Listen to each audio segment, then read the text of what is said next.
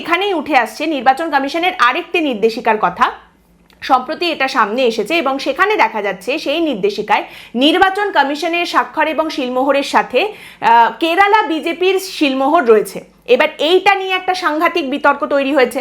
অবশ্য নির্বাচন কমিশনের তরফ থেকে বলা হচ্ছে এটা কিছুই না, এটা জাস্ট একটা ছোট্ট ভুল, একটা ক্লারিক্যাল মিস্টেক, তাছাড়া আর কিচ্ছু এর মধ্যে নেই। কিন্তু অবশ্যই বিরোধীরা অন্য কথা বলছেন। বিরোধীদের বক্তব্য হচ্ছে যে নির্বাচন কমিশন বিজেপির হয়ে কাজ করছে, এটা একমাত্র তখনই হতে পারে যদি নির্বাচন কমিশনের কাগজপত্র সমস্ত কিছু বিজেপির অফিস থেকে বেরোয় বা বিজেপির অফিসটাই যদি নির্বাচন কমিশনের অফিস হয়ে যায়, তাছাড়া এরকমটা হওয়ার কথা নয়। এবার এখানেও দেখুন এই সময়টা এতটা গুরুত্বপূর্ণ। এখন বর্তমানে আমরা যে সময়ের মধ্যে রয়েছি, এর আগে এসআইআর এর একাধিক কাজ, নির্বাচন কমিশনের বিভিন্ন কাজ নিয়ে প্রশ্ন উঠেছে, পরিস্থিতি উত্তপ্ত, সামনে নির্বাচন রয়েছে।